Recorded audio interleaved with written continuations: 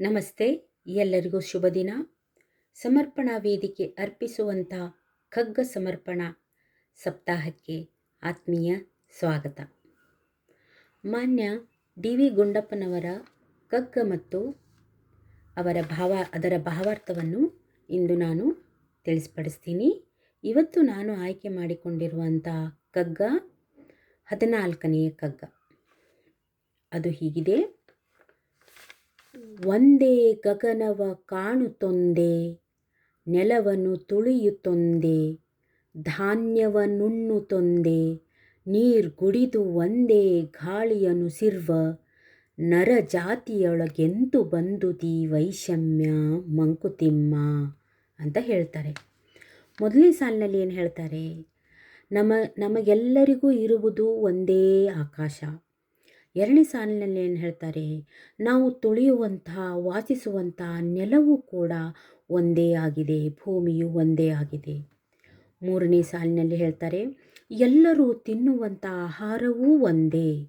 ನೋಡಿ, ಧಾನ್ಯವನ್ನು ತೊಂದೆ, ಧಾನ್ಯವನ್ನು ತಿನ್ನುತ್ತಾ ಇದ್ದೀವಲ್ಲ, ಅದು ಕೂಡ ಎಲ್ಲವೂ ಭೂಮಿಯಿಂದ ಬಂದಿರುವಂತಹ ಒಂದೇ ಒಂದು ಆಹಾರ.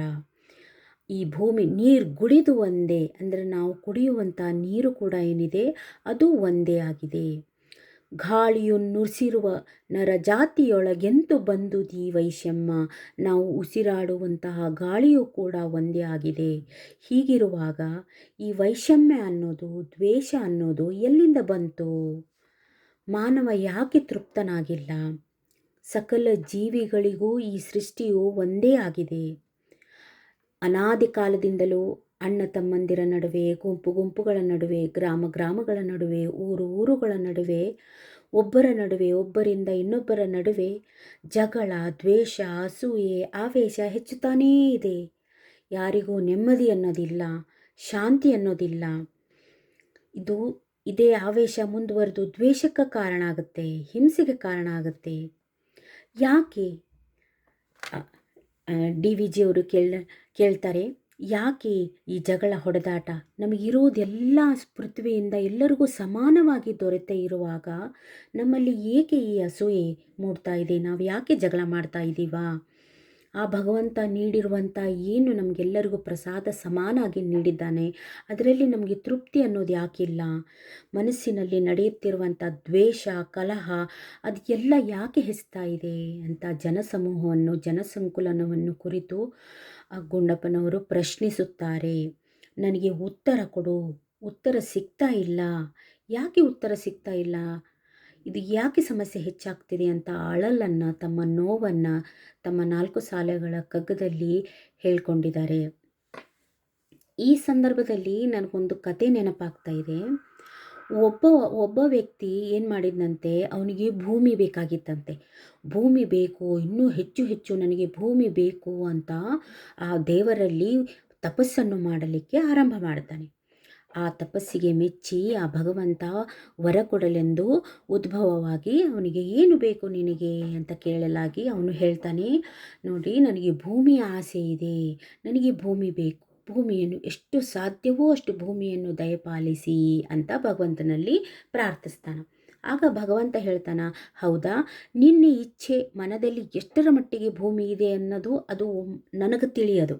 ಅದಕ್ಕೆ ನೀನೇನು ಮಾಡು, ಈಗ ನೀನು ಏನು ನಿಂತಿರುವ ಸ್ಥಳ ಇದೆಯಲ್ಲ, ಆ ನಿಂತಿರುವ ಸ್ಥಳದಿಂದ ಹಿಡ್ಕೊಂಡು ಸಂಜೆವರೆಗೂ ಓಡ್ತಾ ಇರು. ಸೂರ್ಯ ಮುಳುಗುವ ದೊಳಗಾಗಿ ನೀನು ಈಗೇನು ನಿಂತಿದೆಯಾ ಈ ಸ್ಥಾನಕ್ಕೆ ವಾಪಸ್ಸು ಬಂದುಬಿಡಬೇಕು. ಸೂರ್ಯ ಮುಳುಗುವುದರೊಳಗೇ ಬಂದು ನಿಂತುಬಿಡು. ಎಲ್ಲಿವರೆಗೂ ನೀನು ಭೂಮಿಯನ್ನು ಕ್ರಮಿಸಿರ್ತೀಯೋ, ಬೆಳಿಗ್ಗೆಯಿಂದ ಸೂರ್ಯ ಮುಳುಗುವವರೆಗೆ ಸಂಜೆಯವರೆಗೂ ಅಷ್ಟು ಭೂಮಿಯನ್ನು ನಿನಗೆ ದಯಪಾಲಿಸ್ತೀನಿ, ಓಡಲು ಶುರು ಮಾಡು ಅಂತ ಆ ಭಗವಂತ ಹೇಳ್ತಾನಂತೆ. ಆವಾಗ ಅವನಿಗೆ ಭೂಮಿಯ ಆಸೆ ಒಂದೇ ಮನಸ್ಸಲ್ಲಿ ಇರುತ್ತೆ, ಅತಿ ಆಸೆ ಇರುತ್ತೆ. ದೇವರು ಎದುರುಗಡೆ ಪ್ರತ್ಯಕ್ಷನಾಗಿಬಿಟ್ಟಿದ್ದಾನೆ, ನನಗೆ ಕೊಡ್ತಾನೆ ಅನ್ನೋದಂಥ ಆಸೆ ಇರುತ್ತೆ. ಅದಕ್ಕೆ ಓಡಲು ಶುರು ಮಾಡ್ತಾನೆ. ಓಡ್ತಾನೆ. ಸಮಯ ನೋಡ್ತಾನೆ, ಸೂರ್ಯ ಮುಳುಗ್ತಾ ಇದ್ದಾನೆ. ಇನ್ನೂ ಸ್ವಲ್ಪ ಭೂಮಿ ಬೇಕು ಅಂತ ಮತ್ತೆ ಓಡ್ತಾನೆ. ಮಧ್ಯಾಹ್ನದವರೆಗೂ ಓಡ್ತಾನೆ. ನಂತರ ಅವನಿಗೆ ಅರಿವಾಗುತ್ತೆ, ಇಲ್ಲ ನಾನು ಮರಳಿ ಬರಬೇಕು, ನನಗೆ ಭೂಮಿ ಸಿಗಬೇಕಂದ್ರೆ ಮರಳಿ ನಾನು ಆ ಜಾಗಕ್ಕೆ ಬಂದು ನಿಂತಾಗಲೇ ನನಗೆ ವರ ಪ್ರಾಪ್ತಿಯಾಗುವುದು ಅಂತ ಹೇಳಿ ಅವನು ಮಧ್ಯಾಹ್ನದ ನಂತರ ಆ ಜಗದಿಂದ ವಾಪಸ್ಸು ಓಡಲು ಶುರು ಮಾಡ್ತಾನೆ. ಅತಿ ಆಸೆಯಿಂದ ತುಂಬ ಮುಂದೆ ಅವ ಕ್ರಮಿಸಿಬಿಟ್ಟಿದ್ದ ಸ್ಥಳವನ್ನು. ಈಗ ಸಮಯ ತುಂಬ ಕಮ್ಮಿ ಇದೆ, ಅದಕ್ಕೆ ಓಡಿ ಓಡಿ ಮರಳಿ ಬರ್ತಾ ಇದ್ದಾನೆ. ಇನ್ನೂ ಸ್ವಲ್ಪ ದೂರ, ಅರ್ಧ ಕಿಲೋಮೀಟರ್ ದೂರದಲ್ಲಿ ಇದೆ ತಾನು ಬಂದು ಶುರು ಮಾಡಿದಂಥ ಸ್ಥಾನ ಅಲ್ಲಿದೆ. ಅಷ್ಟರಲ್ಲಿ ಸೂರ್ಯ ಮುಳುಗಿಬಿಡ್ತಾನೆ. ಆ ಭಗವಂತ ಏನು ಹೇಳಿದ್ದ, ನೀನು ನಿಂತಂಥ ಸ್ಥಾನದಿಂದ ಹಿಡಿದು ಓಡಿ ವಾಪಸ್ಸು ಸಂಜೆವರೆಗೂ ಮರಳಿದ ನಂತರ ನಾನು ನಿನಗೆ ಅಷ್ಟು ಭೂಮಿಯನ್ನು ನಿನಗೆ ದಯಪಾಲಿಸ್ತೀನಿ ಅಂತ ಹೇಳಿರ್ತಾನೆ. ಆದರೆ ಈಗೇನಾಯಿತು, ಅವನು ಅತಿ ಆಸೆ ಮಾಡಿ ಜಾಸ್ತಿ ಭೂಮಿಯನ್ನು ಕ್ರಮಿಸಬೇಕು ಅಂತ ಓಡಿ ಓಡಿ ಅಲ್ಲಿ ಪರಿಶ್ರಮ ಪಟ್ಟ. ಏನಾಗ್ಬಿಡ್ತು, ಆ ಸ್ಥಳ ಮುಟ್ಟುವುದರೊಳಗಾಗಿಯೇ ಅವನಿಗೆ ಆ ಸೂರ್ಯ ಆಸ್ತ ಆಗಿ ಹೋಗ್ಬಿಡುತ್ತೆ. ಅವನಿಗೆ ಆ ಭೂಮಿ ಸಿಗೋದಿಲ್ಲ. ದೇವರು ಏನಾಗ್ಬಿಡ್ತಾನೆ, ಮಾಯ ಆಗ್ಬಿಡ್ತಾನೆ. ಇಲ್ಲಿ ಏನಾಯಿತು, ಆ ಮನುಷ್ಯನಿಗೆ ಅತಿ ಆಸೆಯಿಂದಾಗಿ ಕೇವಲ ಪರಿಶ್ರಮ ಮತ್ತು ಪಶ್ಚಾತ್ತಾಪ ಸಿಕ್ಕಿತು. ಅವನು ಪರಿಶ್ರಮ ಪಟ್ಟ, ಆದರೆ ಅದಕ್ಕೆ ತಕ್ಕ ಫಲ ಸಿಗಲಿಲ್ಲ. ಯಾಕೆಂದರೆ ಆ ಪರಿಶ್ರಮ ಎಂಥದ್ದಾಗಿತ್ತು, ಅತಿ ಆಸೆಯಿಂದ ಕೂಡಿದಂತಾಗಿರುತ್ತು. ಅದಕ್ಕೆ ನಮಗೆ ತೃಪ್ತಿಯ ಜೀವನ ಅವಶ್ಯಕತೆ ಇದೆ. ನಮಗೆ ನಾವು ಹಾಸಿಗೆ ಇದ್ದಷ್ಟು ಮಾತ್ರ ಕಾಲು ಚಾಚಬೇಕು. ನಮ್ಮಲ್ಲಿ ಎಷ್ಟು ಯೋಗ್ಯತೆ ಇದೆಯೋ, ನಾವು ಎಷ್ಟು ಪರಿಶ್ರಮ ಮಾಡಬಲ್ಲೆಯೋ, ನಮ್ಮ ಕರ್ಮ ಎಷ್ಟಿದೆಯೋ ಅಷ್ಟೇ ನಮಗೆ ಫಲ ಸಿಗ್ತದೆ. ಈ ಅರಿವು ಪ್ರತಿಯೊಬ್ಬರನ್ನಲ್ಲೂ ಆಯಿತು ಅಂದರೆ, ತಮ್ಮ ಮನಸ್ಥಿತಿಯನ್ನು ಅವ ಭದ್ರ ಮಾಡಿಕೊಂಡ ಅಂದರೆ, ತಮ್ಮ ಮನೋಶಕ್ತಿಯನ್ನು ಮನೋಬಲವನ್ನು ಭದ್ರ ಮಾಡಿಕೊಂಡು ಅರ್ಥ ಮಾಡಿಕೊಂಡ ಅಂದರೆ, ತನ್ನನ್ನು ತಾನು ಅರಿತುಕೊಂಡ ಅಂದರೆ ಎಲ್ಲೂ ದ್ವೇಷ, ಅಸೂಯೆಗಳು, ಹೊಟ್ಟೆ ಕಿಚ್ಚುಗಳು ಎಲ್ಲೂ ಜರುಗೋದೇ ಇಲ್ಲ. ಮನುಷ್ಯನಿಗೆ ಭಗವಂತ ಮುಂಚೆನೇ ಬರೆದಿಟ್ಟಿರ್ತಾನಂತೆ, ಒಂದು ಚೂರು ಹೆಚ್ಚೂ ಸಿಗಲ್ಲ, ಒಂದು ಚೂರು ಕಡಿಮೆನೂ ಸಿಗಲ್ಲ. ಅವನು ಎಷ್ಟು ಕೊಡಬೇಕು ಅಂತ ಬಯಸಿರ್ತಾನೋ ಅಷ್ಟು ಸಿಕ್ಕೇ ಸಿಗುತ್ತೆ. ನೀನು ಒಳ್ಳೆಯ ಕರ್ಮವನ್ನು ಮಾಡ್ತಾ ಹೋಗು, ನಿನಗೆ ಫಲ ತಾನೇ ದೊರೆಯುತ್ತೆ. ಆ ಭಗವಂತ ಹಾಗೆ ಹೇಳಿರೋದು. ಆದ್ರೂ ಮನುಷ್ಯನಲ್ಲಿ ಒಬ್ಬರನ್ನು ನೋಡಿ ಒಬ್ಬರು ಹೊಟ್ಟೆ ಕಿಚ್ಚು, ಅವರು ಮುಂದೆ ಬರ್ತಿದ್ದಾರೆ, ಅವರು ಇಷ್ಟೊಂದು ದುಡ್ಡಿದೆ, ಅವರು ಶ್ರೀಮಂತ ಆಗ್ತಿದ್ದಾರೆ, ನಾನು ಆಗಬೇಕು ಅಂತ ಓಡ್ತಾನೇ ಇದ್ದಾನೆ. ಕೊನೆಗೆ ಏನಾಗುತ್ತೆ, ಈ ಕಥೆಯ ಥರ ಅವನಿಗೆ ಕೇವಲ ಪಶ್ಚಾತ್ತಾಪ ಮತ್ತು ಪರಿಶ್ರಮ, ಕಷ್ಟ, ನೋವು ಸಿಗುತ್ತೆ ಹೊರತು ಫಲ ಅನ್ನೋದು ದೊರೆಯುವುದಿಲ್ಲ. ಅದಕ್ಕೆ ಮಾನ್ಯ ಡಿ ವಿ ಜಿಯವರು ಏನು ಹೇಳ್ತಾ ಇದ್ದಾರೆ ನೋಡು, ಎಲ್ಲ ಇರುವುದು ಭೂಮಿಯಲ್ಲಿ ಎಲ್ಲರಿಗೂ ಸಮಾನಾಗಿದೆ. ಗಾಳಿ ಒಂದೇ ಇದೆ, ಭೂಮಿ ಒಂದೇ ಇದೆ, ನಮಗೆ ಉಸಿರಾಡಿಸುವಂಥ ತಿನ್ನುವಂಥ ಆಹಾರ ಒಂದೇ ಇದೆ, ಎಲ್ಲವೂ ಒಂದೇ, ಆಕಾಶವೂ ಒಂದೇ ಆಗಿರುವಾಗ ಜನ ಯಾಕೆ ಕಚ್ಚಾಡಬೇಕು? ನಿನ್ನ ಪಾಲಿಗೆ ಬಂದಂಥ ಪರಿಶ್ರಮವನ್ನು ನೀನು ಕರ್ಮದಿಂದ, ಒಳ್ಳೆಯ ಭಾವನೆಯಿಂದ, ಸಜ್ಜನಿಕೆಯಿಂದ ನಿನ್ನ ಕರ್ತವ್ಯವನ್ನು ನೀನು ಮಾಡುತ್ತಾ ಹೋಗು. ಆ ಫಲ ಆ ಭಗವಂತನಿಗೆ ಬಿಟ್ಟುಬಿಡು, ಅವನು ಖಂಡಿತವಾಗಿ ನಿನಗೆ ದಯಪಾಲಿಸುತ್ತಾನೆ. ಒಂದು ಸಿಕ್ತು, ಒಂದು ಸಿಗಲ್ಲ, ನನಗೆ ಹೆಚ್ಚು ಬೇಕು, ನನಗೆ ಕಡಿಮೆ ಇದೇ ಸಂಘರ್ಷದಲ್ಲಿ ನಿನ್ನ ಜೀವನವನ್ನು ನೀನು ನೋವಿನಿಂದ ಕೂಡಿದಂತಹ ಜೀವನವನ್ನು ಮಾಡಿಬಿಡ್ತೀಯ, ಸಂಘರ್ಷಮಯ ಜೀವನ ಮಾಡಿಬಿಡ್ತೀಯ.